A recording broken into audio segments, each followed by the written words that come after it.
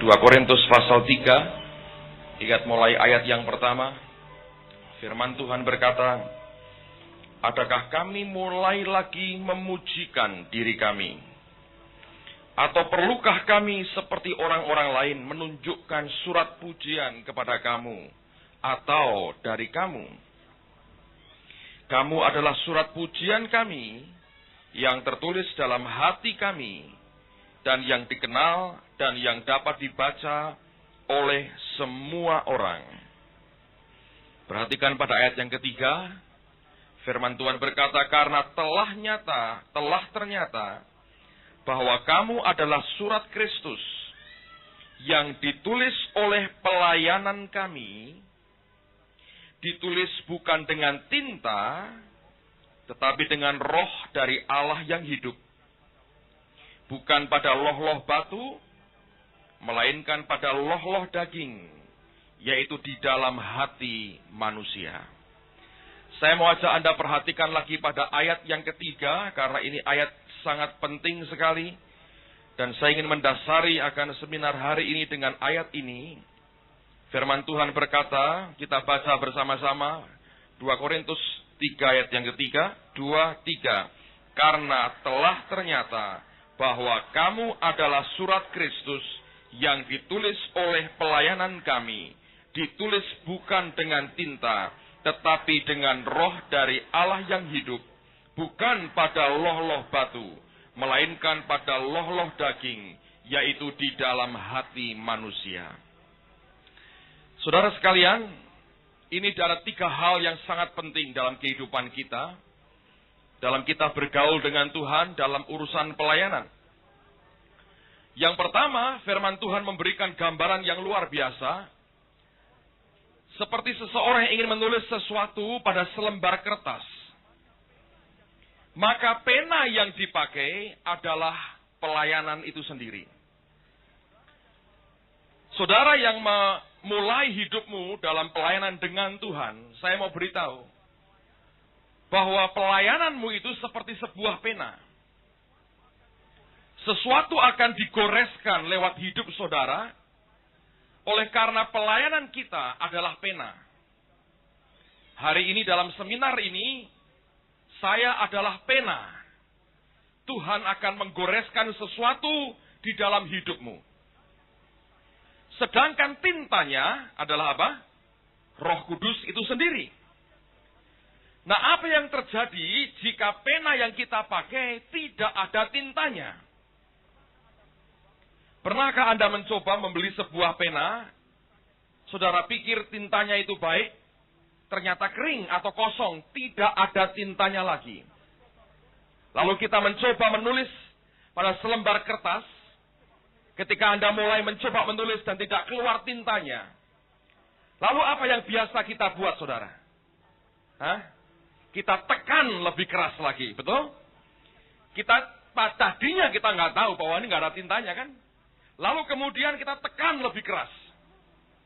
Dan masih belum juga keluar akan apa yang kita mau tulis. Lalu kita coba tekan lagi, kita paksakan, kita tulis sesuatu melalui pena yang di tangan kita. Saya mau tanya kepada saudara, kalau itu terjadi berulang-ulang di tempat yang sama, tanpa tinta keluar, kita paksakan tulis sesuatu, apa yang akan terjadi? Kertas itu akan apa? Robek. Mengapa banyak pelayanan justru bukan membuat orang itu menikmati apa yang Tuhan sajikan, tapi malah merusak orang yang dilayani? Semua pelayanan kita digambarkan seperti tinta. Makin tajam pelayananmu, saudara harus memiliki aliran roh Allah yang makin kuat di dalam kehidupan kita. Orang Kristen yang makin tajam pelayanannya, dan tanpa aliran roh Allah dalam hidupnya, hasil dari ministrinya adalah merobek hidup orang yang dilayani, dan bukan menuliskan apa yang Tuhan kehendaki. Saya tahu beberapa orang dipakai Tuhan dengan tajam dalam karunia tertentu. Karunia itu mesti dipelihara dengan cara kita bergaul dengan roh Allah, sehingga kita memiliki aliran roh Tuhan di dalam kehidupan kita. Satu kali dalam ketajaman pelayanan kita, tiba-tiba aliran roh Allah terhenti dalam kehidupan kita. Apa yang terjadi? Orang yang kita layani bukan diberkati, tapi robek hidupnya. Saudara sekalian, kita harus memiliki pena hidup dan pelayanan yang tajam. Tapi ingat, ketajaman itu justru membahayakan jika tidak diisi dengan aliran tinta roh Allah di dalam hidup kita. Orang mau hidup di dalam roh, saya percaya dia mesti punya hidup dan pena yang tajam. Tapi kehidupan di dalam roh artinya mengizinkan roh Allah itu bekerja melewati kehidupan kita. Itu artinya mengizinkan roh Allah itu mengalir lewat kehidupan kita. Sebab apa gunanya sebuah pena? Sehebat, seindah apapun sebuah pena, setajam apapun sebuah pena, kalau tanpa tinta di dalamnya, hasilnya bukan membangun, tapi justru akan merusak. Orang yang hidup dalam pelayanannya bergantung pada kekuatannya sendiri, itu bukan menulis menurut saya, tapi mengukir, saudara. Nah, kalau kertas diukir, hancur akibatnya. Kalau Anda mengukir batu dengan pena, yang hancur penamu. Anda ukir kertas dengan pena, yang hancur kertasnya. Pena kita tidak pernah didesain untuk sebagai alat untuk kita mengukir. Itu memang alat untuk menulis. Tapi supaya hasilnya nyata, saudara harus mengizinkan roh Allah itu mengalir lewat kehidupan saudara. Mengapa kita adakan seminar ini? Supaya selesai nanti, lusa kita akan memasuki session terakhir sebelum semuanya ini selesai. Saya mau katakan bahwa mengapa perlu roh Allah itu bergerak dalam kehidupan kita. Supaya mulai saat ini tidak lagi ada orang yang rusak hidupnya oleh karena pelayanan kita. Sedih sekali ketika saya mendengar seorang teman hamba Tuhan. Tadinya dipakai dalam karunia, dengan marifat, dengan hikmat. Ketika dia mendoakan orang, dia tahu akan kehendak Tuhan pada orang itu. Dia bahkan bongkar hidup dan hati orang itu. Dan begitu banyak orang diberkati.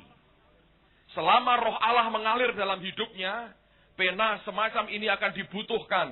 Kemanapun dia pergi, dia goreskan suatu kehendak Allah yang indah dalam diri orang yang dia layani. Satu kali aliran roh, tinta roh Allah itu berhenti.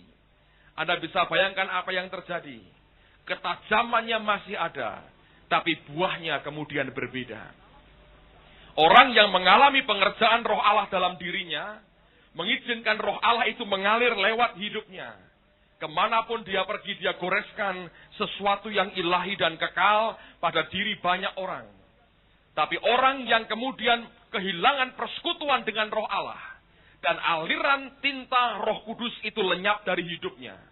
Yang dihasilkan bukan sesuatu yang kekal, tapi adalah kita melukai orang yang kita layani. Pertanyaannya kemudian, di mana kertasnya? Paulus berkata, kertasnya adalah hati saudara dan hati saya. Amen, saudara. 3 unsur kita butuhkan dalam 3 hari ini. Yang pertama, saya datang sebagai pelayan, dan dalam pelayanan saya adalah penanya. Yang kedua, kita semua membutuhkan roh Allah, karena pena yang satu ini tidak akan pernah berfungsi dengan baik, kecuali roh Allah itu mengalir melalui saya, dan para pelayan Tuhan yang lain, untuk memberkati saudara. Tapi hari ini, baik saya maupun roh Allah terutama, membutuhkan suatu kertas yang siap untuk dituliskan sesuatu yang kekal dalam kehidupan kita. Dan itu adalah hati saudara dan hati saya sendiri. Kalau engkau sediakan hatimu bagi dia hari ini, sesuatu yang baik akan Tuhan kerjakan di tengah-tengah kita. Kalau engkau sediakan hatimu hari ini, sesuatu yang ilahi akan Allah kerjakan dalam kehidupan kita. Sesuatu yang tidak bisa dikerjakan oleh manusia, akan Tuhan berikan buat kita pada hari ini. Amen, saudara. Siapa yang berharap bahwa Allah akan memberkati kita selama 3 hari ini? Saya punya pengharapan yang sangat besar bahwa Allah akan memberkati kita. Saya percaya tiap session Tuhan yang mutlak itu berdaulat dalam kehidupan kita akan mengerjakan bagiannya. Kemarin pagi saya baru pulang dari India. Setelah pelayanan selama kurang lebih 1 minggu saya di sana. Dan saya berdoa, Tuhan, berikan sesuatu yang baru untuk umat-Mu dalam 3 hari ini. Amen, saudara. Roh Allah bekerja di mana-mana.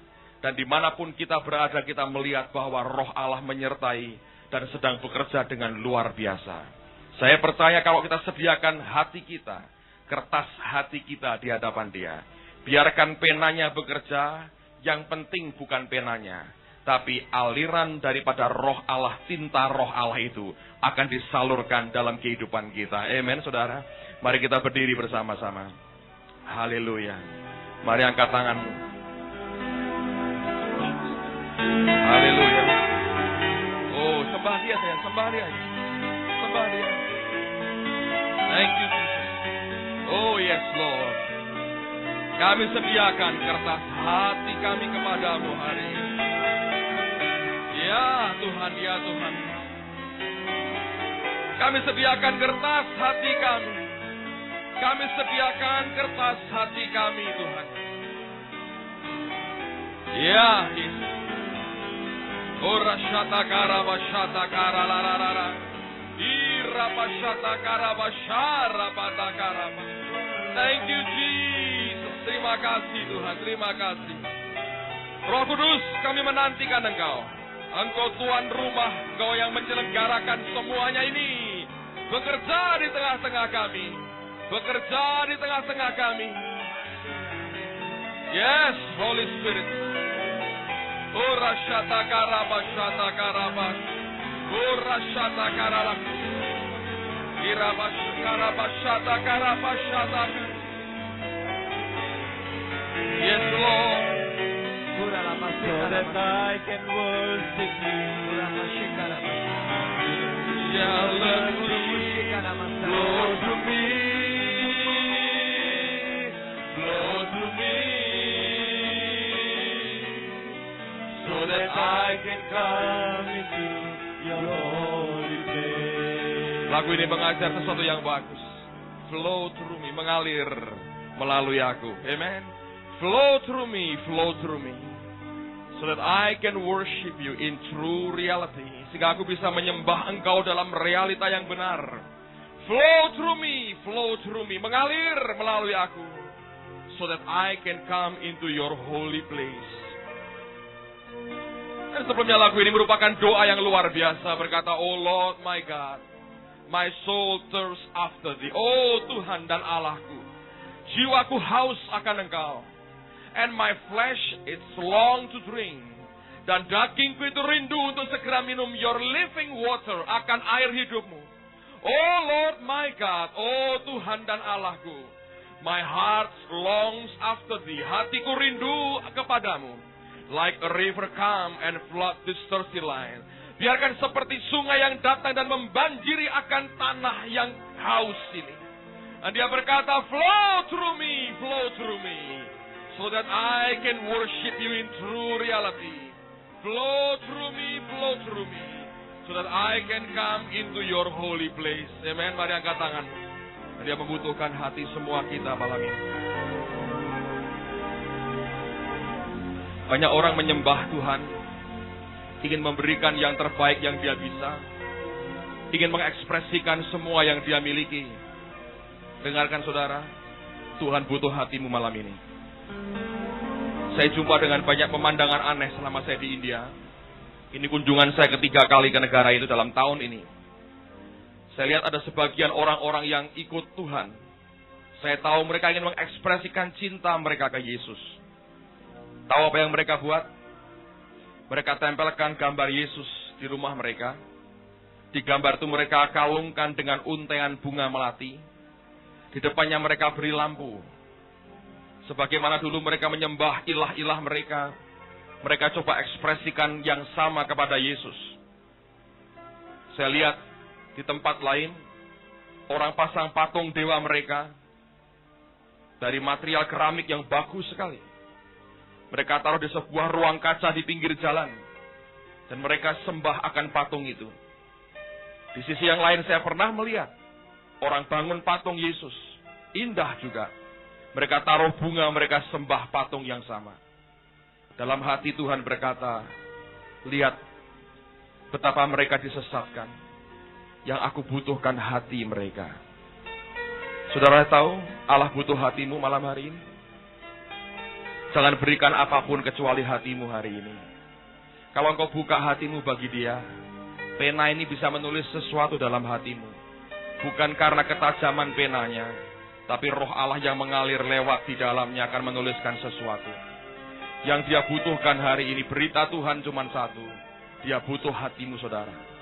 Ada orang-orang sudah mulai jauh dari Tuhan, balik ke Dia, saudara. Engkau sudah mulai merasakan aliran roh Allah tersumbat dalam hidupmu. Engkau belum pernah lahir baru, hidupmu suam. Engkau ikut Tuhan sekedar engkau beragama. Saya mau beritahu saudara, itu kesalahan besar dalam hidupmu. Seperti orang disediakan makanan terbaik, dan engkau tolak, engkau hanya mau sisa dan sisa-sisanya saja. Dia berikan yang paling baik. Dia berikan yang paling baik. Ketika makanan disajikan, ada orang-orang begitu bodoh, yang diambil piringnya, dia buang makanannya. Saya beritahu kau, kalau hanya engkau beragama saja, seperti kau diberi makan, kau ambil piringnya, engkau buang makanannya. Rumah makan, restoran tidak jual piring, dia jual makanannya. Itu hanya tempat untuk menaruh makanan itu. Apa yang orang katakan sebagai agama Kristen, hanya piringnya. Isinya adalah Yesus Kristus Tuhan sendiri. Dan Dia membutuhkan, Dia mau hatimu. Dia mau hatimu. Saya mau ikuti kehendak Tuhan. Ada orang yang hari ini engkau harus berikan hidupmu bagi Dia. Tuhan sedang jamah hidupmu. Dan Tuhan berkata, aku butuh hatimu hari ini. Engkau dengar suaranya, aku butuh hatimu. Engkau belum lahir baru. Engkau mundur dari Tuhan. Engkau merasa kering hari ini. Engkau merasa tidak berdaya apa-apa. Kekristenanmu engkau undur dari Tuhan terlalu jauh. Engkau mau, Tuhan, aku mau kembali kepadamu. Mengalir lewat aku kembali. Ada orang-orang seperti itu yang harus bertobat dan kembali ke Tuhan. Memberikan hidupnya total bagi Dia. Memberikan hidupnya kembali ke Dia. Saya mau tantang, apakah engkau cukup berani mendengar panggilan Tuhan? Kalau engkau merasa engkau orangnya maju ke depan, saya berdoa buat saudara. Yang merasa hari ini Tuhan tarik hatimu kembali ke Dia. Engkau sadar engkau selama ini mundur. Balik ke Dia, maju ke depan, saya berdoa buat saudara. Jangan tunggu saya selesai lalu Anda masuk ke depan. Lari ke depan, saya berdoa buat saudara. Saya tahu banyak orang di sini yang mulai mundur dari Allah. Engkau tahu kau kehilangan kasih yang mula-mula. Engkau tahu kehilangan Tuhan dalam hidupmu. Engkau yang belum lahir baru. Engkau yang mau berkata, Tuhan, aku mau lahir baru.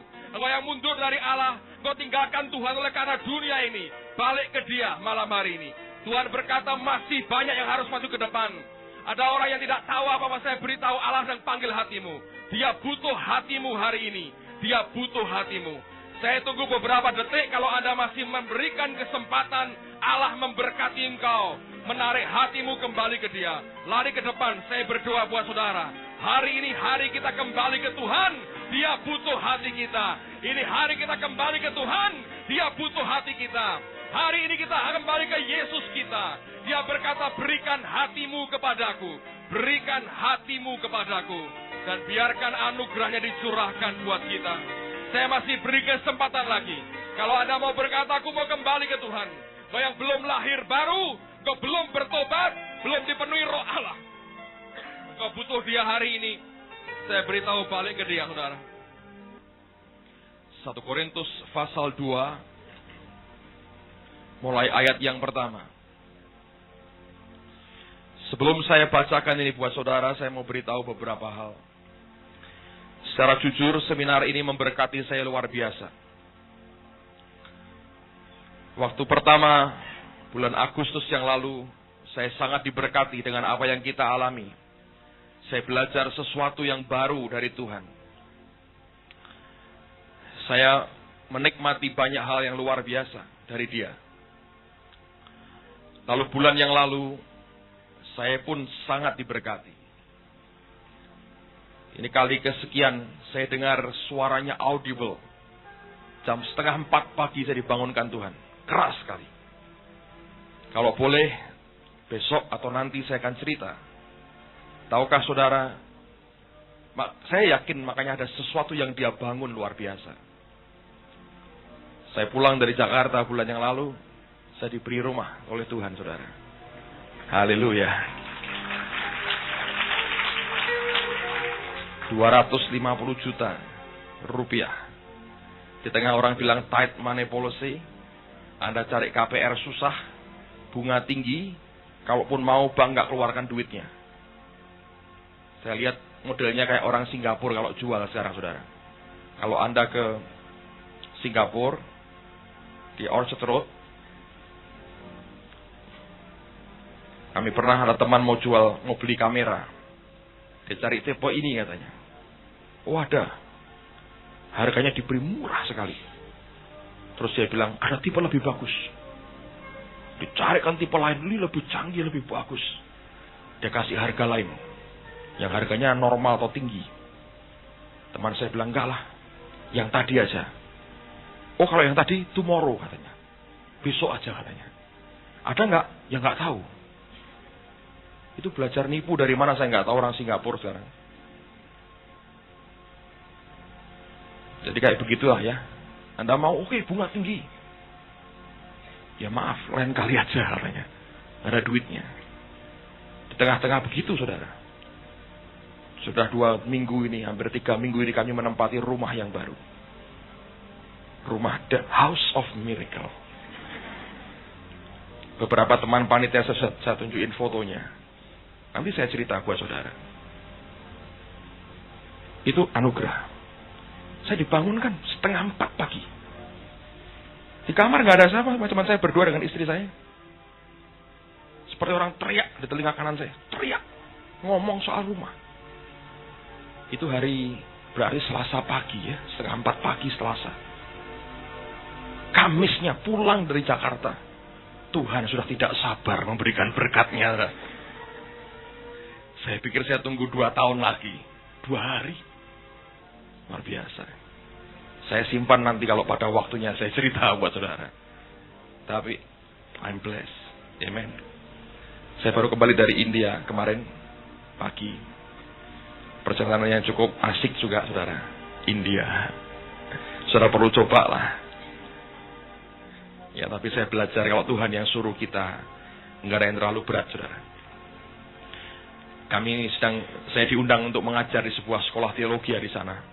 Seminar beberapa hari.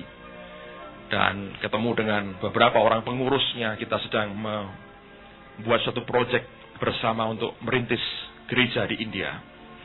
Proyek ini akan difokuskan di India Utara, di beberapa provinsi seperti Bihar, Uttar Pradesh, dan beberapa provinsi lain. Di samping kita akan bergerak di Nepal dan di Bhutan. Dan saya berkata, kami akan ambil bagian untuk memberikan sponsor dan dukungan supervisi kepada mereka sampai dengan akhir tahun 2000. Kalau Yesus belum datang, kita mau dirikan 100 gereja di India. Oleh karena anugerah Tuhan. Amen, saudara. Sudah waktunya bangsa ini memberkati bangsa-bangsa lain. Satu hal yang menarik sekali waktu saya dalam perjalanan menuju ke airport, diantar oleh seorang teman. Dia adalah seorang dokter medis, sekarang sedang ambil PhD-nya dia di bidang teologi. Dia berkata, Pastor, dia berkata pada saya, India bukan hanya hak kami untuk menginjili, itu hak orang Indonesia juga untuk memberkati dan menginjili India. Dan hak seluruh dunia untuk datang ke negara ini. Di dalam Kristus Yesus, nggak ada batas lagi buat kita. Kita satu dalam tubuh Tuhan. Dia berkata, you are welcome. Kamu punya hak atas negara ini. Dan kami terbuka sekali. Amen, saudara. Roh Allah sedang bekerja. Tuhan mau pakai hidup semua kita jadi pena. Hati manusia adalah kertasnya. Tintanya apa? Roh Allah sendiri. Penamu bisa tajam. Engkau bisa sebuah pena yang jenius. Engkau boleh seorang ahli pemikir. Engkau boleh pengkhotbah orator besar. Bagus. Engkau boleh seorang yang punya kekuatan secara manusia. Mungkin keuangan Tuhan berkati. Baik. Tapi kalau pena tanpa roh Allah sebagai tintanya, pena itu dipakai bukan memberkati kertas itu, tapi merobek kertasnya. Amen. Biar lagu ini jadi doa kita setiap hari. Flow through me. Kalau flow-nya hilang, saudara. Kalau flow-nya hilang, saudara, hidup kita akan melukai banyak orang dan bukan memberkati. Amen. Sekarang lihat Alkitabmu. 1 Korintus pasal yang kedua, ayat yang pertama mulai. Demikianlah pula ketika aku datang kepadamu, saudara-saudara, aku tidak datang dengan kata-kata yang indah atau dengan hikmat untuk menyampaikan kesaksian Allah kepada kamu. Sebab aku telah memutuskan untuk tidak mengetahui apa-apa di antara kamu selain Yesus Kristus, yaitu Dia yang disalibkan. Aku juga telah datang kepadamu dalam kelemahan dan dengan sangat takut dan gentar. Baik perkataanku maupun pemberitaanku tidak kusampaikan dengan kata-kata hikmat yang meyakinkan, tetapi dengan keyakinan akan kekuatan roh. Supaya iman kamu jangan bergantung pada hikmat manusia, tetapi pada kekuatan Allah. Amen. Coba bayangkan akan hidup dari orang bernama Paulus. Sebelum tadi menuju ke ruangan ini dengan Pak Muls, kami sempat sharing tentang hidup dalam roh. Pertanyaannya diajukan kepada saya, mungkin Bapak sudah full time sehingga bisa hidup dalam roh. Saya bilang bukan itu jawabannya. Jawabannya adalah saya ini orang yang sudah babak belur dengan kekuatan dan kedagingan saya. Sampai saya tidak punya lagi yang namanya self-confident dalam diri saya. Yang ada adalah confident in God. Amen. Nggak lagi punya keyakinan dengan kekuatan diri sendiri. Nggak lagi ada. Dan Paulus berkata, aku datang bukan dengan kata-kata indah. Dia berkata, aku datang dengan kuasa Allah. Aku sampaikan bukan hikmat manusia. Yang aku sampaikan itu hikmat dan kuasa Allah. Supaya orang jangan bergantung pada hikmat manusia. Bergantung pada kekuatan dan kuasa Allah itu sendiri. Dan dia berkata jujur, aku datang kepadamu dengan gentar, dengan takut, dan dengan gemetar. Ini orang yang pernah menganiaya orang Kristen. Ini orang yang begitu luar biasa kalau Anda baca suratnya, baca pembelaannya, akan imannya di depan sidang agama. Dia begitu berani sekali. Tapi ternyata dia buka hatinya kepada orang-orang di Korintus. Waktu aku datang kepadamu, aku datang dengan gemetar, dengan sangat takut, dengan gentar aku datang kepadamu. Dan dia berkata, aku tidak datang dengan kekuatan manusia, dengan hikmat manusia. Dia berkata, aku sampaikan semuanya dengan kuasa dari roh Allah. Dia belajar beberapa hal yang penting sekali. Orang yang hidup di dalam roh sebenarnya adalah orang yang satu kali Anda akan mengalami seperti yang saya alami. Ketika semua yang baik, yang kita pikir baik, kita coba persembahkan ke dia, tiba-tiba kita tahu hasilnya berantakan, saudara. Itulah sebabnya dia berkata, aku memutuskan tidak mau mengetahui apa-apa di antara kamu selain Dia, Kristus. Sebagai apa? Dalam posisi apa? Kristus yang disalibkan. Saudara, hal yang paling menarik dalam diri orang Kristen adalah kalau seseorang atau anak Tuhan yang lain atau bahkan Tuhan sendiri melihat tanda salib dalam diri kita. Bukan kalung salib, bukan anting-anting salib, bukan salib besar di depan rumah kita, bukan hiasan salib, tapi salib yang realitanya kita pikul setiap hari di dalam hidup kita. Dia berkata, aku memutuskan tidak mengetahui apa-apa di antara kamu kecuali Dia, Kristus yang disalibkan. Kalau kita tidak memiliki apapun yang lain, kalau Anda tidak bisa memiliki kesaksian apapun dalam hidupmu, seandainya masih dilihat ada kesaksian dipikul salib setiap hari oleh kehidupan kita, Paulus berkata, justru yang satu itu yang aku ingin lihat, aku tidak ingin tahu yang lain. Satu aku ingin lihat, apakah sungguh salib itu nyata dalam dirimu. Kristus yang disalibkan itu jadi kenyataan dalam diri kita. Saya mengalami banyak hal, saudara. Bahkan satu kali dalam satu kurun waktu, dalam 1 tahun terakhir, pada waktu itu, semua proyek yang saya kerjakan, yang keluar dari ide saya, semuanya berantakan. Semua ide yang bagus, saya bisa pertanggungjawabkan semua yang saya rencanakan, dan kita bisa melihat kemungkinan hasilnya, kita bisa berkata, wah ini ide luar biasa. Brilian sekali. Berguna untuk kerajaan surga. Tapi itu keluar dari pikiran yang manusiawi. Pada waktu saya izinkan terjadi dan Allah mengizinkan. Untuk meyakinkan saya sebetulnya. Bahwa segala sesuatu yang bukan berasal dan lahir dari Allah. Tidak pernah membawa kemajuan apapun dalam diri kita. Itulah sebabnya Paulus berkata, aku tidak akan mungkin memberikan firman ini, menyampaikan rahasia Allah ini dengan hikmat manusia. Nggak ada gunanya. Engkau bergantung pada hikmat manusia, nggak ada gunanya. Aku sampaikan dengan kuasa Allah. Dan dia berkata, kalau engkau tahu siapa aku datang bukan sebagai orang hebat. Aku datang gemetar, aku takut. Keyakinan kepada kekuatan manusiaku sudah luluh hancur semua. Yang aku miliki cuma ketergantunganku kepada kuasa Allah. Dan itu yang aku sampaikan kepadamu dalam aku memberitakan Injil Yesus Kristus kepadamu. Dan dia berkata, aku mau melihat hal yang sama. Itu engkau alami dalam hidupmu. Aku tidak pengen lihat yang lain. Aku gak mau dengar yang lain. Cuman satu, aku pengen melihat Kristus yang disalibkan itu ada dalam realita hidupmu. Coba buka Matius pasal yang ke-16, saudara. Injil Matius pasal yang ke-16.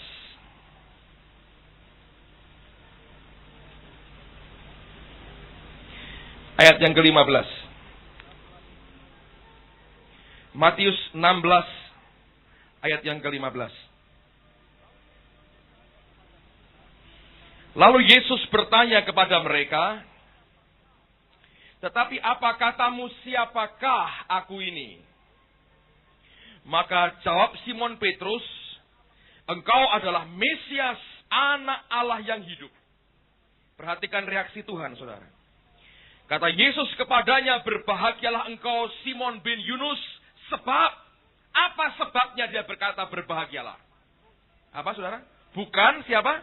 Manusia yang menyatakan itu kepadamu, melainkan Bapakku yang di surga.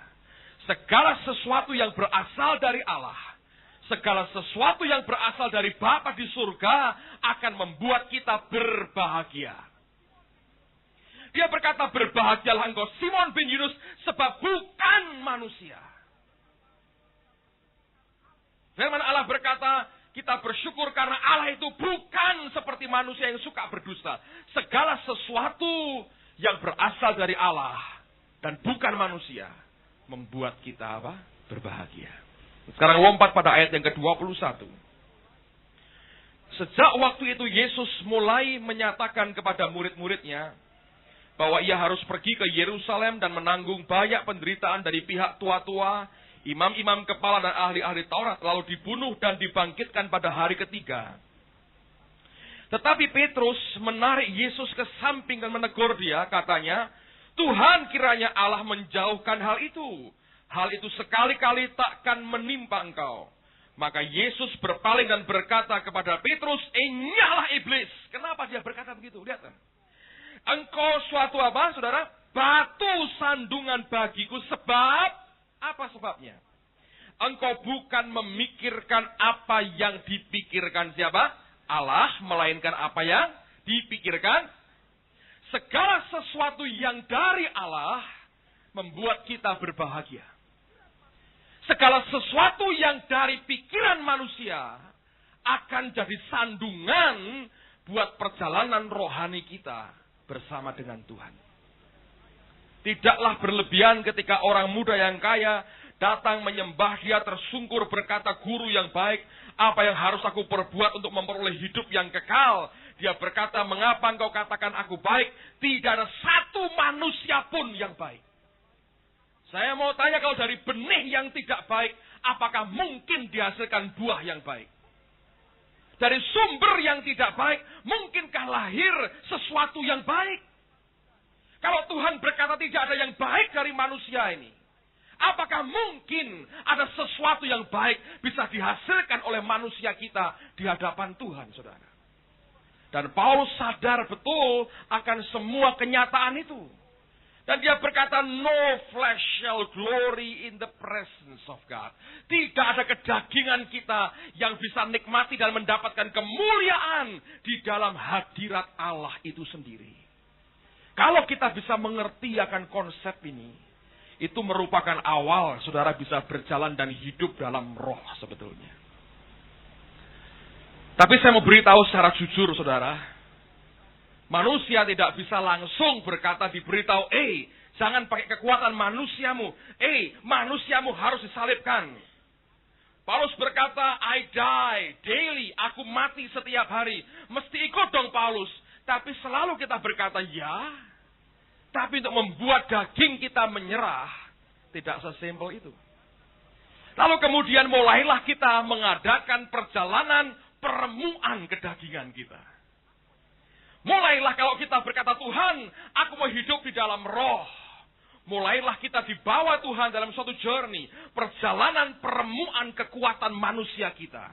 Dan kemudian setiap kali peremuan terjadi, dia ambil kekuatan manusia kita, dia ganti dengan kekuatan yang ilahi. Sampai satu kali engkau berjalan bukan dengan hikmat dan kekuatan manusia. Tapi dengan kekuatan siapa? Roh Allah itu sendiri. Semua yang berasal dari Allah membuat kita berbahagia. Berbahagialah engkau Simon bin Yunus sebab bukan manusia yang menyatakan itu. Kalau manusia yang menyatakan, dia berkata, kamu memikirkan yang dipikirkan manusia, engkau suatu batu sandungan bagiku. Yang ditengking bukan Petrusnya, nyahlah, dia berkata siapa? Iblis, saudara. Jadi ini sahabat dekat sebetulnya. Kembarannya, saudara.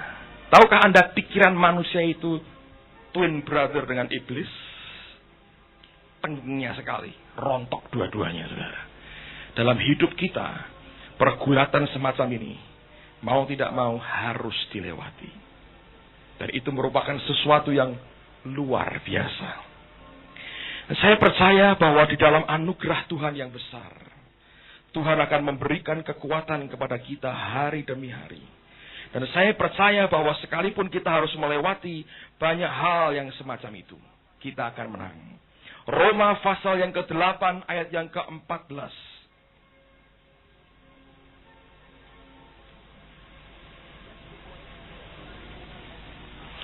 Lihat dulu mulai ayat 12. Sebetulnya ayat yang pertama Anda baca ini bagus sekali. Hidup dalam roh. Hidup oleh roh. Ini luar biasa. Lihat ayat 12. Roma 8 mulai ayat 12. Jadi, saudara-saudara, kita adalah orang berhutang. Tapi bukan kepada daging supaya hidup menurut daging. Sebab jika kamu hidup menurut daging, kamu akan mati. Tetapi jika oleh roh kamu mematikan perbuatan-perbuatan tubuhmu, kamu akan hidup. Bukan karena kekuatan kita sendiri, saudara. Tapi oleh karena roh kita mematikan perbuatan kedagingan kita. Ayat 14. Kita baca sama-sama 2, 3. Semua orang yang dipimpin roh Allah adalah anak Allah. Nah, kata dipimpin dari kata aslinya yang sebetulnya dari akar kata yang artinya konflik yang besar. Semua orang yang mau dipimpin oleh roh itu harus melewati konflik besar dalam hidupnya. Saya nggak berkata konflik dengan orang lain, bukan. Konflik antara rohmu dan roh Allah dengan siapa? Dagingmu sendiri. Sampai akan terjadi lewat konflik itu akan terjadi penundukan dari semua kedagingan kita. Lalu pada akhirnya daging kita harus menyerah.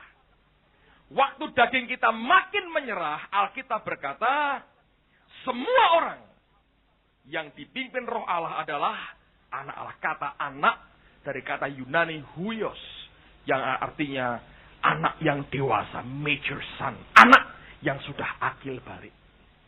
Kedewasaan di dalam Tuhan akan terjadi ketika engkau mengizinkan dalam konflik antara dagingmu dengan kekuatan Allah, antara dagingmu dengan kehendak roh Allah. ketika konflik terjadi dan engkau biarkan dagingmu itu ditundukkan oleh Roh Allah, makin penundukan kita atas kedagingan kita ditundukkan oleh Roh Allah itu makin kuat. Alkitab berkata, itu makin membuat kita didewasakan. Dan satu kali huios, anak yang dewasa, jadi bagian kenyataan hidup kita. Amen, saudara. Paulus, orang yang sudah kehilangan self-confidence-nya. Dia berkata, aku datang kepadamu dengan ketakutan, dengan gemetar. Aku takut sebetulnya. Aku bukan orang yang punya keyakinan berkata, dengerin, gua mau khotbah. Enggak. Dia sadar betul kekuatannya. Itu sesuatu yang mengerikan sekali. Saya berkata pada Pak Mul tadi sore, saya sampai titik di mana ketika will saya, kemauan saya mulai bangkit. Sesuatu yang saya lihat sebagai sesuatu yang sudah mulai berkata, pip, bahaya, danger, bahaya. Itu mengerikan sekali, saudara. Orang Jawa bilang sudah kapok, betul, saudara. Habis, betul. Saya tahu setiap kali yang dari manusia itu mulai muncul, hasilnya malah sesuatu yang buruk dan bukan sesuatu yang baik. Tapi mari kita belajar. Musa ngalami yang sama. Saya pernah sampaikan dalam Kisah Rasul, dikatakan dia orang yang berkuasa dalam perkataan dan perbuatannya. Dalam sejarah Mesir, di Alkitab nggak ditulis, Musa dikenal sebagai seorang jenderal yang besar dan terkenal pada zamannya. Kerajaan di Ethiopia pernah mengirim 1 juta tentaranya menyerbu Mesir. Dan yang bisa menghalau serbuan 1 juta orang Ethiopia adalah pasukan yang dipimpin oleh jenderal Musa ini. Ini bukan orang sembarangan, saudara. Secara manusia ini orang ngerti betul apa yang harus dia buat secara manusia. Nah, waktu orang Ibrani dipukul di orang Mesir, dia mencoba membela dengan cara apa? Dia bunuh ganti orang Mesir. Yang dia tahu adalah cara berpikir Mesir. Membebaskan suatu bangsa caranya adalah pakai kekuatan. Dan dia gunakan kekuatannya, dia bunuh orang Mesir. Dia punya begitu kuat self-confidence-nya. Tangannya digerakkan, menggerakkan ribuan pasukan. Dengan gampang dia cabut nyawa orang. Tapi apa yang terjadi?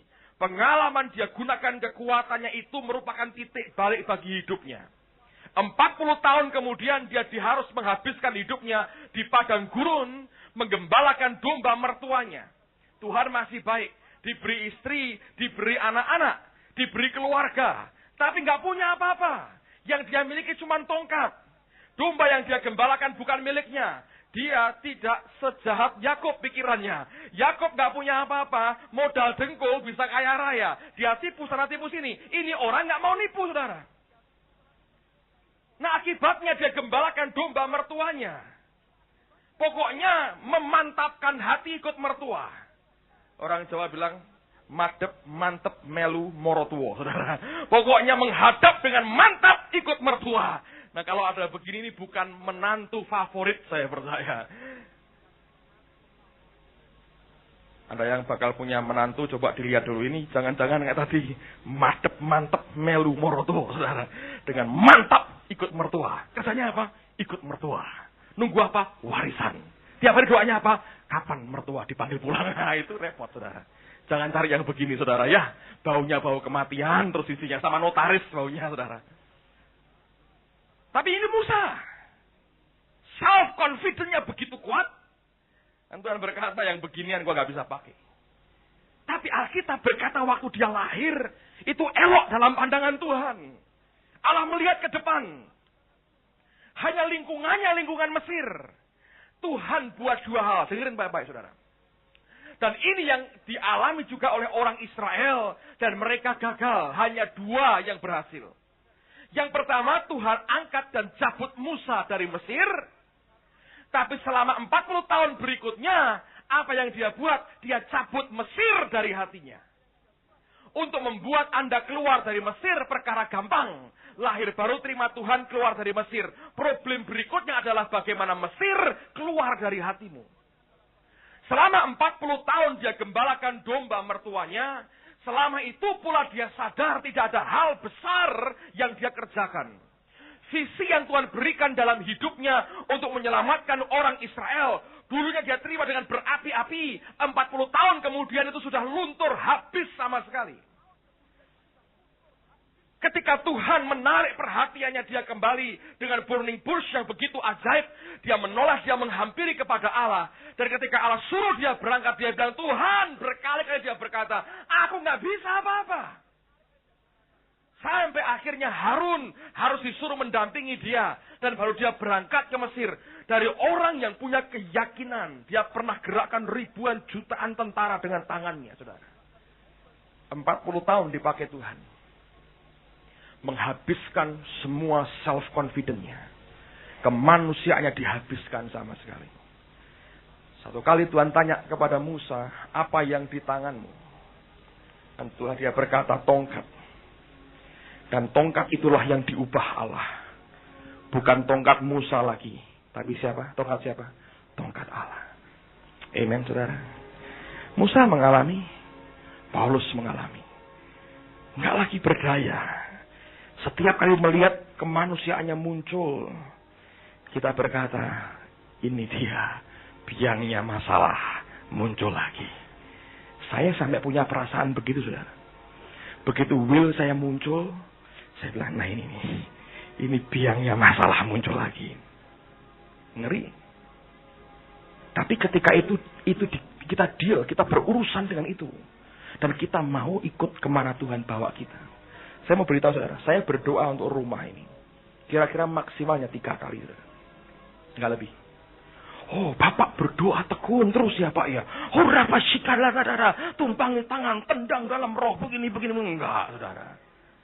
Cuma 3 kali. Enggak tahu tendang dalam roh ada enggak istilahnya. Ciptaan saya sendiri. Ada orang-orang diajarin begitu kan. Saya mau beritahu saudara. Cuma 3 kali saya berdoa.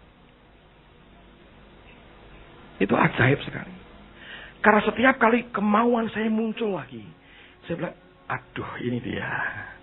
Dan saya tahu ini musuh. Selama ini saya biarkan saudara. Setan akan kuasai hidup saya. Anda bisa ngerti itu? Saya beri Anda contoh yang bagus sekali. Victor. Saya minta ada yang punya tongkat atau apa. Tongkat Musa atau kayu atau apalah. Saya mau tunjukkan sesuatu pada saudara. Tas Alkitab apa-apalah. Berikan saya sesuatu. Yang diurapi tentunya. Orangnya. Bukan. Nah ini aja Pak. Tutup dulu Pak. Maju sini Figur. Calon sarjana teologi ya. STH. Ini calon STH ini. Mau sekolah teologi ya. Training sama Victor. Calon STH. Kapan lulus? Sebentar lagi ya Victor ya. STH. Masih single, belum kawin dan menurut saya ini menantu bagus. Tidak mantep malu mertua, tidak. Yakinlah saya beri rekomendasi pribadi. Anda yang bergumul tapi harus lewat saya seleksi. Orang ujung pandang cinta Tuhan. Sekarang melayani di sekolah minggu di gereja kami dan jadi berkat bagi banyak orang. Umurnya masih dirahasiakan. Waktu lalu dia ke Cina. 1 bulannya kira-kira ya di Cina di mahkota dari hatinya 1 kali ingin kembali ke Cina. Jadi berkat di sana. Wah nggak jadi Pak kalau gitu ke Cina. Ada yang sudah langsung mundur. Saya mau beritahu, saya berikan contoh kepada saudara. Sesuatu yang seringkali membuat hidup kita hancur. Membuat kita nggak lagi dipimpin oleh roh. Misalnya saudara ya. Ini saudara Victor ini kan cinta Tuhan, baik orangnya, mimpin pujian di gereja, dengan anak-anak sabar. Tipe orang yang cinta Tuhan, orang bilang wah ini luar biasa. Satu kali saudara, dia ingin sesuatu dalam hidupnya. Apapun lah. Sesuatu yang keluar dari will-nya. Dari keinginan manusianya. Ingat saya katakan tadi, waktu Petrus memikirkan yang dipikirkan manusia, Tuhan teriaknya apa? Enyahlah siapa? Iblis. Itu saudara kembar, saudara. Kehendakmu dengan iblis itu kembar yang gak mungkin dipisah. Nempel malah. Pemikiran yang dari manusia yang mencoba diberikan kepada Allah. Cuma menghasilkan ditengking sama Yesus, saudara. Anda mau ditengking sama Tuhan, saudara? Misalnya dia punya keinginan tertentu. Oke? Apakah itu jodoh, apakah itu uang, apakah itu apa sajalah. Saya gambarkan sebagai barang ini. Permisi yang punya ya. Ini misalnya adalah sesuatu yang dia inginkan. Yang lahir dari kehendaknya. Nah saya misalnya iblisnya. Supaya nggak ada yang tersinggung saudara ya. Kalau saya minta, Pak maju jadi iblis, marah ya. Saya aja lah supaya Anda tidak usah marah. Bagaimana Pak? Saya hanya mau tunjukkan kepada saudara sesuatu yang akan membuat Anda mengerti apa yang saya maksudkan. Oke? Ini jam berapa sekarang? Oke, pas selesai kita makan sampai sini saudara. Karena dia ingin. Coba pegang itu. Jangan dilepas sebelum saya perintahkan dilepas. Oke. Kita harus main drama dengan baik. Kamu ikut sutradara. Kamu ngaco, kita kacau semua. Pegang kuat. Nggak boleh lepas. Saya tarik kuat pun kamu nggak boleh. Oke, nah bagus saudara. Saya lagi coba aja. Ini barang yang sangat dia mau dalam hidupnya. Lahir dari kemauannya. Bukan dari pikiran Tuhan. Will-nya. Belum tentu ini dosa, saudara. Belum tentu. Mungkin ini hal yang baik. Kebutuhan yang memang dia butuhkan. Mungkin. Tapi lahir dari kemanusiaannya. Dan semua yang lahir dari kemanusiaannya, warnanya mesti gelap begini, saudara. Warnanya iblis sih, soalnya. Dan siapa yang menghasilkan ini? Kerjasama. Antara segala pihak dengan iblis pasti. Dipakai, dimanfaatkan untuk mengikat anak Tuhan ini. Nah, satu kali ini dalam pelayanan nyembah bahasa roh, bahasa bararara gitu ya, nengging sana nengging sini, iblisnya datang saudara. Apakah iblis bisa ngerasuk dia? Nggak berani. Di dalamnya ada Yesus Kristus dan darahnya menguduskan. Mana berani? Jamah begini? Oh, siapa dulu orangnya? Urapan kenceng saudara. Jalannya aja, urapan sudah hebat. Mana bisa? Nggak berani. Lalu iblis datang. Dan dia mendekat. Dan Tuhan yang baik kan, malaikat berkemah di sekitar kita kan. Malaikat yang mulai bunyikan trompet. Setan datang gitu ya. Tuhan mulai lihat, iya. Dan bilang, hei setan, ngapain lu? Jalan-jalan Tuhan, kata setannya gitu. Berkeliling-keliling. Beredar-edar, saudara. Anda masih suka beredar-edar? Baca dong kitab Ayub. Nah, lalu kemudian iblis berkata begini, ngapain lu deket-deket anakku? Enggak apa-apa. Kita enggak ada maksud apa-apa kok Tuhan, gitu ya. Dan bilang, jangan jamah anakku ya. Oh, enggak berani Tuhan. Apalagi nih habis seminar, urapan tebal. Mana berani saya yang jamah, enggak berani. Gak berani. Don't worry, jangan khawatir. Gue yang repot, jangan takutlah Tuhan. Ya, awas ya. Ya, aku lindungi. Jangan main-main. Oh, siap bos. Terus iblisnya mulai pegang-pegang barangnya. Tuhan bilang lagi, lu deket-deket pegang-pegang apa itu? Enggak Tuhan, jangan sentuh anakku. Enggak berani. Yang suka nyentuh hambamu kan orang Kristen. Suka nyikatin hamba Tuhan kan orang Kristen. Kalau setan nggak berani, urapan kenceng. Yang suka berontak sama engkau kan, aku udah berontak udah KO. Yang suka berontak kan anak-anakmu sendiri katanya. Aku nggak megang dia. Tapi lu pegang-pegang kata Tuhan. Enggak, ini barangku sendiri kok yang saya pegang. See? Nyentuhnya enggak, saudara. Ngerasuk dia enggak. Apalagi pakai bed seminar itu ngeri dah. Tapi yang dia pegang barangnya sendiri, boleh kan? Tuhan, ini kan milikku sendiri. Tuhan yang adil berkata apa? Oh betul itu milikmu. Dipegang boleh dong Tuhan? Boleh. Nah, iblis mulai pegang. Ngapain? Ya udah dipegang aja. Gandengan beberapa saat gitu. Berjalan mesra dengan iblis. Lalu kemudian Tuhan ada tugas buat anaknya. Victor, berjalanlah ke arah pintu belakang. Iblisnya kan dengar. Lalu Tuhan, dia bilang, Victor mau ke belakang, tapi aku mau ke samping kok katanya. Dia bilang, Victor ke belakang. Setan bilang, tapi aku mau ke samping kanan kok. Tuhan, aku nggak ngelanggar perintahmu loh. Engkau nggak ngomong sama aku kan? Ngomong sama anakmu. Betul kata Tuhan. Makanya tapi aku mau ke kanan kok. Dan aku mau bawa barangku. Tapi will-nya dia, kehendaknya dia, kemauannya dia begitu kuat atas barang ini. Dia nggak mau lepas. Selama dia nggak mau lepas, iblis akan menggerakkan dia ke arah yang berlawanan dengan kehendak Tuhan, saudara. Anda boleh tengking sampai tenggorokan kita serak, saudara. Iblis berkata, gua nggak ganggu lu. Aku pegang barang-barangku sendiri. GR banget katanya. Tapi kita mau teriak-teriak, Tuhan lepasin. Dia bilang, sudah aku merdeka. Iblis sudah aku remukkan dia, tapi ini nggak bisa Tuhan.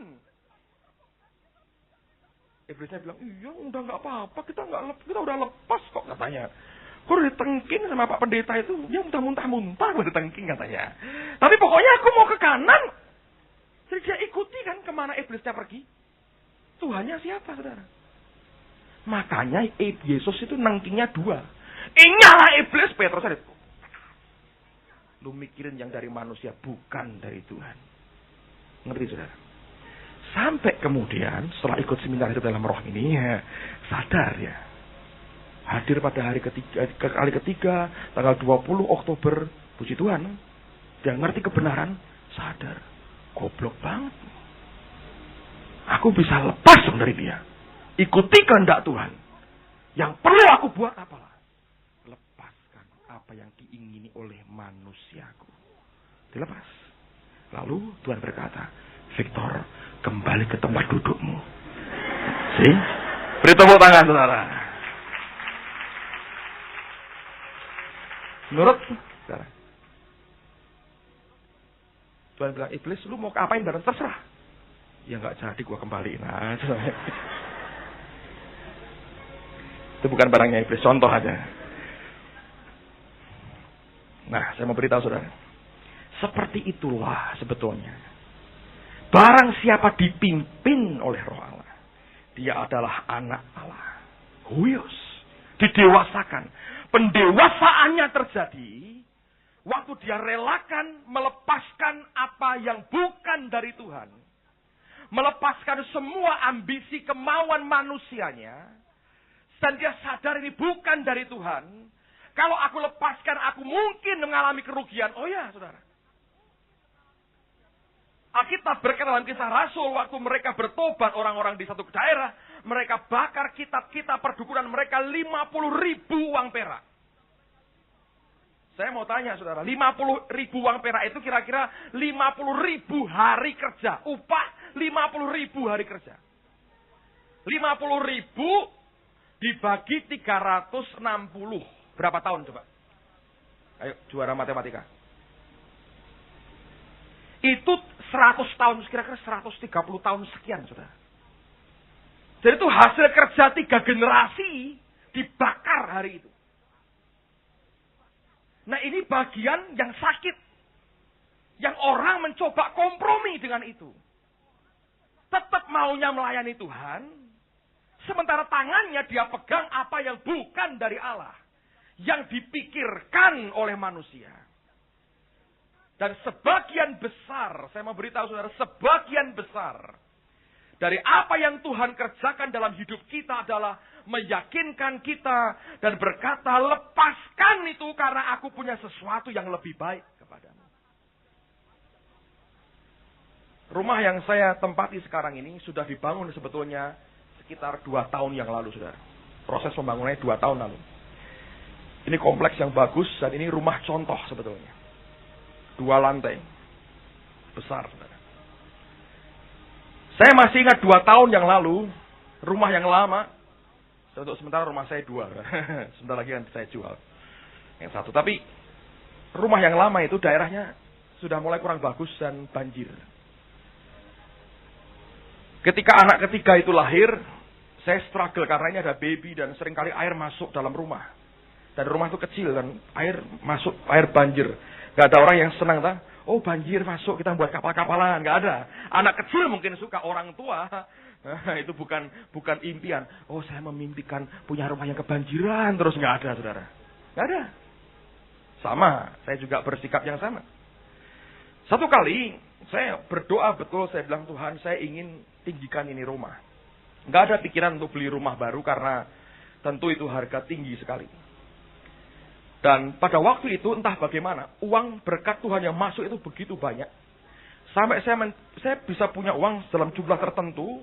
Lalu saya panggil adik saya, dia seorang insinyur, saya bilang, coba kamu bongkar rumahku ini, tinggikan seperti apa bentuknya, dan duitnya berapa. Dia hitung semua, itu masih kira-kira 2 kali lipat atau 3 kali lipat dari yang saya punya. Tapi dia begitu yakin. Nah, yakinnya bukan dengan Tuhan, yakin dengan saya. Oh, kalau kamu kan beres mesti, dia bilang. Nanti kamu berdoa kan diberkati Tuhan. Bongkarnya udah saya kerjain. Nah, ini kurang, entar kalau sambil jalan Tuhan memberkati. Sepertinya itu beriman, itu bukan. Dia hanya yakin dengan kakaknya aja, saudara. Tapi dia nggak yakin tuh dari Tuhan. Gambar sudah selesai, saya sudah senang dengan gambar itu. Nah, saya sudah dalam persiapan mau kontrak rumah. Ada jemaat yang punya 2 rumah yang bersebelahan. Saya mau kontrak yang satu karena kosong. Dia senang juga. Dia mau berikan rumah itu kepada saya dengan harga yang murah sekali. Saya bilang hanya saya pakai sampai rumah kami selesai diperbaiki. Wah, dia bilang senang sekali, Pak. Kita bertetangga, bisa sharing terus. Iya, kamu senang, saya nggak senang, saudara. Sharing terus. Itu maunya dia begitu. Senangnya saya, aduh, ini pendeta saya pindah di sebelah saya. Aduh, tiap pagi, halo, sharing. Aduh, saya yang sebel tiap hari sharing. Saudara, kalau Anda melayani ya, Anda terlalu banyak ketemu orang. Ada perlu waktu untuk Anda sendiri dan berkata, Tuhan, aku pengen lihat tembok aja. Karena sebagian besar hamba Tuhan nampung sampah sebetulnya ya. Anda ulang tahun senengan, Anda pesta sendiri. Begitu utangnya banyak, pendeta ditarik-tarik, saudara. Semua yang urusan yang sampah-sampah masuk. Sehingga Yesus punya habit bagus. Orang banyak datang, dia nyingkir. Dia berdoa seorang diri. Lihat batu aja lah di atas gurun, bagus. Dia bilang, saya udah. Tapi saya nggak punya pilihan, saudara ya. Tapi satu kali ketika kami masih terus berdoa itu ya. Kita akan belajar dalam perkembangan itu. Satu kali Tuhan ngomong sama istri saya gini. Jangan kamu bongkar rumah ini. Aku sedang berurusan dengan hati suamimu. Dan tidak mungkin engkau bongkar rumah ini sebelum hatinya itu aku bereskan. Biar engkau tunggu aku saja. Terus dia ngomong ke saya. Kok Tuhan bilang kita nggak boleh ya bongkar rumah ini. Nah, terus ya udah biarkan gini aja. Saya merasa damai sekali. Saya bilang baik Tuhan. Saya nggak mau untuk apa ini bongkar rumah ini. Tapi yang lucu saudara. Satu kali adik saya itu mencoba ngitung begini. Dia kadang-kadang dia yakin, kadang-kadang dia nggak yakin saudara. Dia bilang seandainya gimana ya kalau seandainya kakakku ini nggak punya duit bener. Oh mungkin dia bisa pinjam bank. Dia nggak tahu saya sudah nggak mau.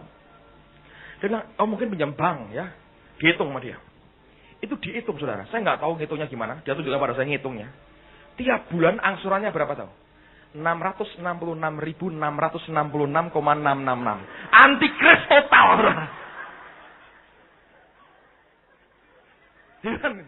Dihitung jadinya 666.666. Di kalkulator itu 66 terus total daging. Mami saya dengar gitu telepon saya dia bilang, "Jangan.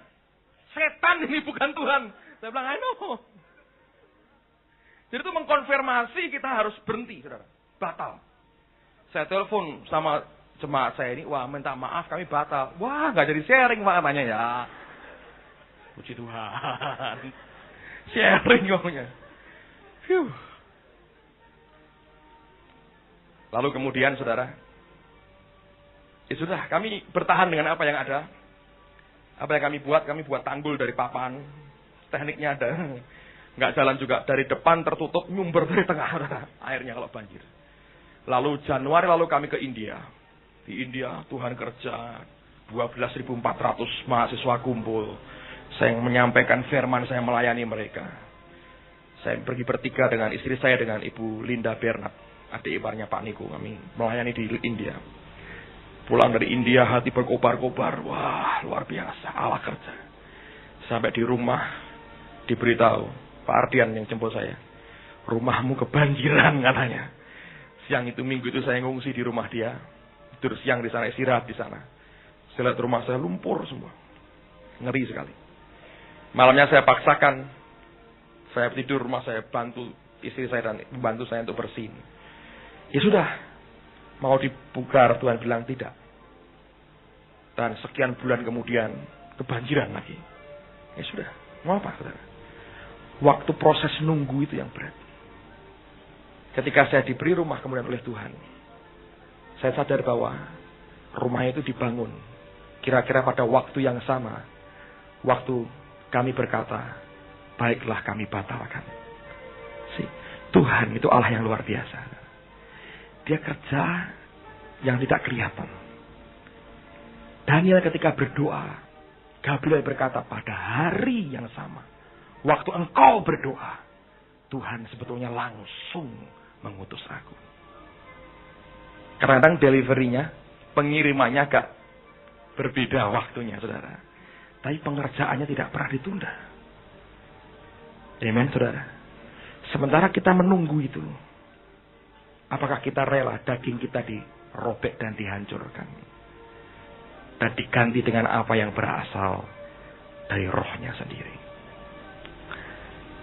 Nanti pada bagian kedua kalau Tuhan izinkan, saya mau ajak Anda lihat tentang hidup Abraham. Jungkir baliknya orang ini dengan Tuhan.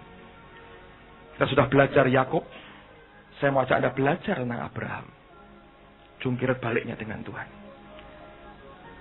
Nanti pada sesi yang terakhir, pada hari yang ketiga, kalau Tuhan izinkan kita akan buat perjamuan kudus bersama-sama.